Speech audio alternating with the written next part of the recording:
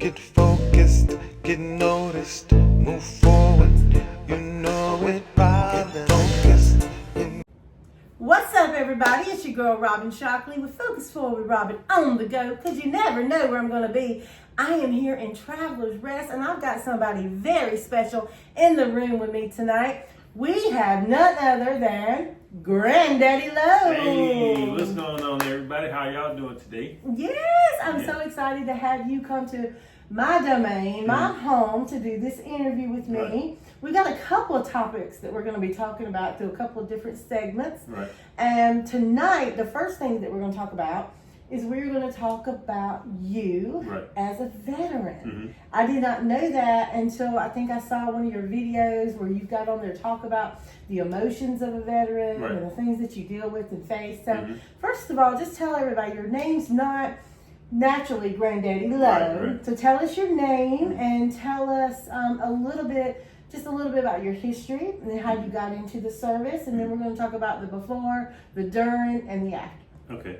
Well, my name is Logan Logan. I'm a country boy that was birthed in North Carolina. And I joined the military because I wasn't going to college after high school. Okay. That wasn't an option for me. Sitting in the classroom was really boring for me at the time, so I had to find another way. And joining the military was something that I thought would be fun, and it would get me out of the house. Because I was very home-stricken as a child. So I just wanted to go and explore the world, see new things, meet new people. So that's what got me out. I spent 11 years in the military. I did 2 tours, one to Kuwait, and then my second one was in Iraq. And so was it Army or? Yes, Army. Okay. All right. So with you, how old were you? I was 17 when I joined. Well, hold on. Yep, 17 when I joined, and then 18 when I left to go out to basic training. Wow. Yep. Was it fearful? Were you scared? No, I was ready to go. You were ready to take that step. Yep. I had a mom that grilled me a lot, so when I got to basic training and people yelling in your face, that was nothing. Your mom. Shout out to Mom. Right. She's so precious. Right. So with while you were there and you were doing your traveling and being in the service and stuff, what are some of the things that you faced or that you saw? Right. So a lot of things are very mental. You have to mentally prepare yourself to literally be ready to die at any moment's notice. Wow. And that's crazy because that's the problem, like with a lot of people right now. So you have to mentally prepare yourself. But other than that, you gain a lot of like friendships. You get to meet a lot of people with different culture backgrounds, religious backgrounds. The craziest story I probably have is one time me and my friend, we were in the middle of the desert going to literally from one base to the next, and these people started chasing us, right? And we were in the back of the desert, like no street lights, no nothing. And they probably chased us for a good like 15 to 20 minutes, trying to run us off the road and everything else. And then we were actually in Kuwait, so we didn't have any weapons. And we had to call back to the base and let them know what was going on. Wow. But at that time, it was just like, trying to work everything out. Like, I don't know what these guys are trying to do, but they were literally trying to run us off the road and everything. But we just never gave up. They tried to cut us off a few times. And then, it's pretty much fight or flight. So. Wow. So what year was it when you come out? I got out of the military in 2019. Okay. So that's been what? About 6 years. 6 years ago. Oh, so you're It'll be fresh. 6 years this August. Okay, so you're freshly out.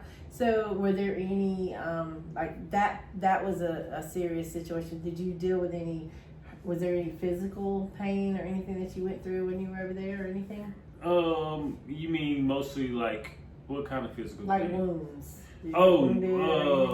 No, not from like actual like combat or anything like that. But over time, you have natural wear and tear on your body. Would you recommend someone to join the service? I think today? Everybody should go to the military. As crazy as this may sound, I think everybody straight out of high school should go to the military and at least spend 2 to 4 years, so that you can learn how to appreciate your life as a regular civilian. Okay. And because I feel like most people don't appreciate what freedom really is. Oh, that's good. That's so good. They don't ever really take advantage of all the opportunities that's out there. Okay.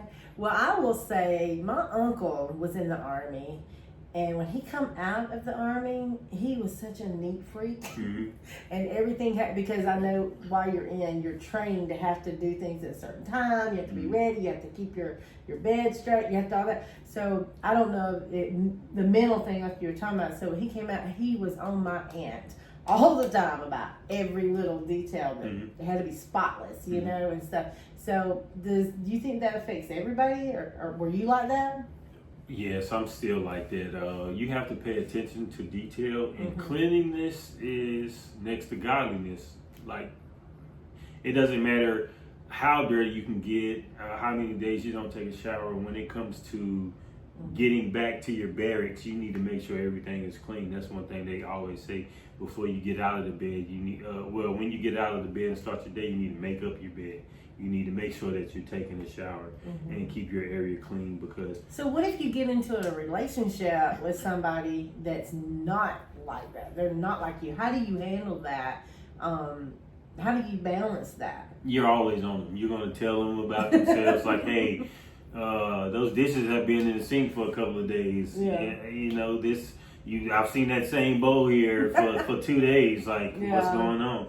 Yeah.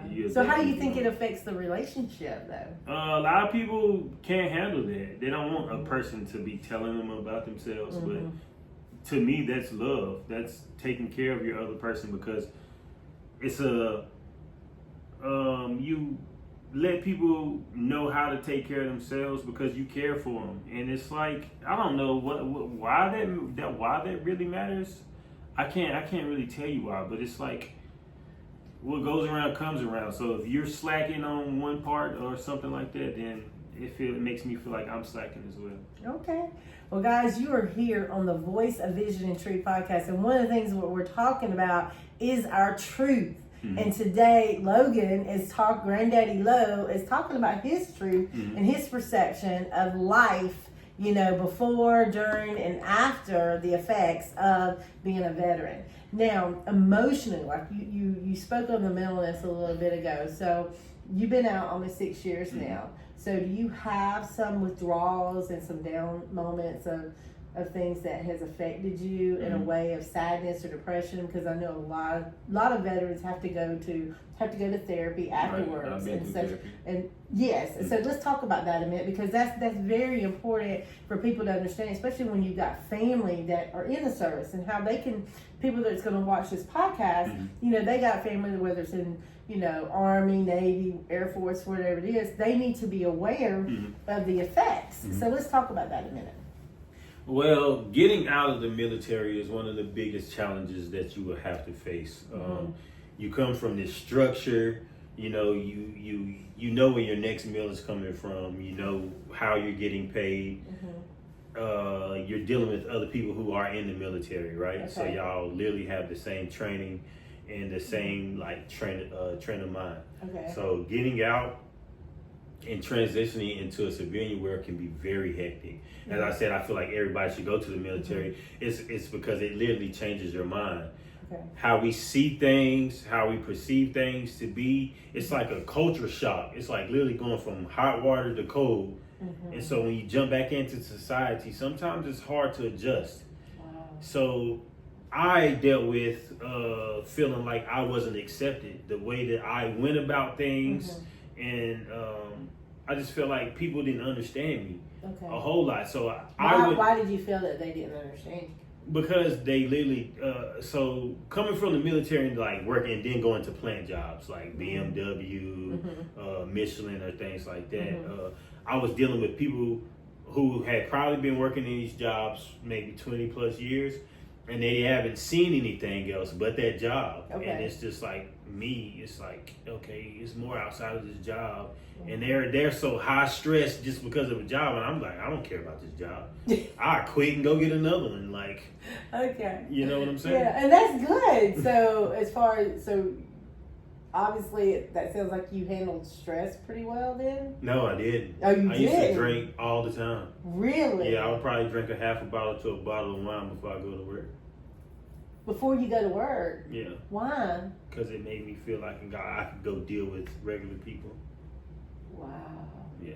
And so that's why I went through therapy. Yeah. Mm-hmm. So what would you say to somebody that has family member Mm-hmm. that is coming out of the service, and what should they be expecting, and how should they handle it? Man, be patient with your ex-service member, because you don't if you haven't been in the service, this is for all my people who haven't. If you have been in the service, then you understand.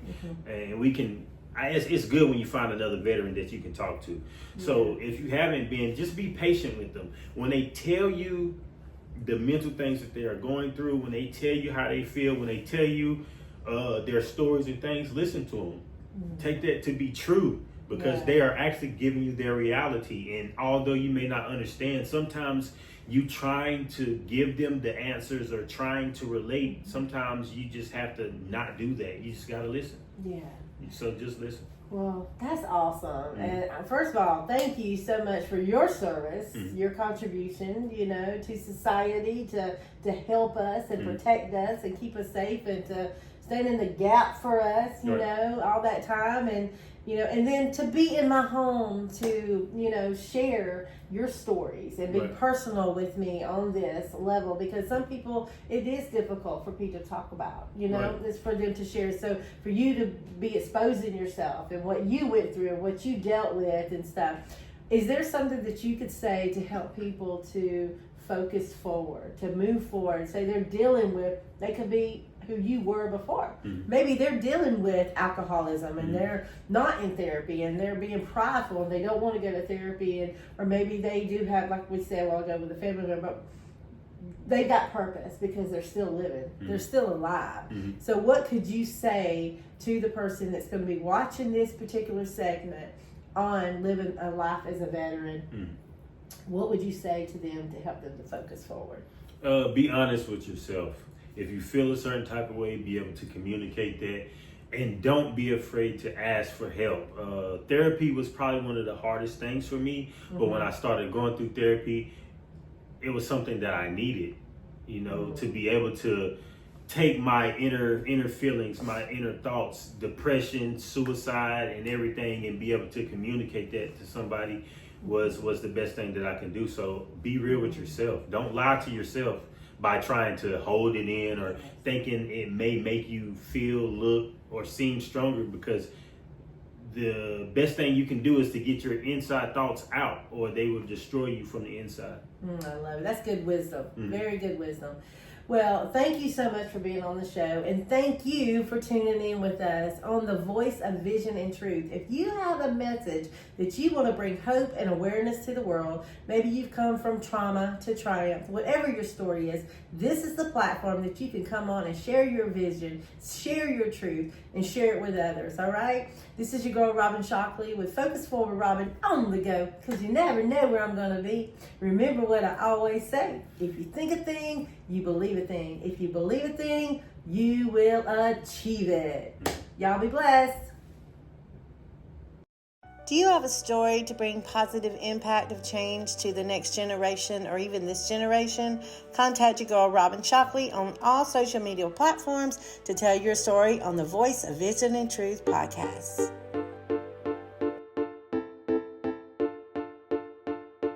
Get focused, get noticed, move forward.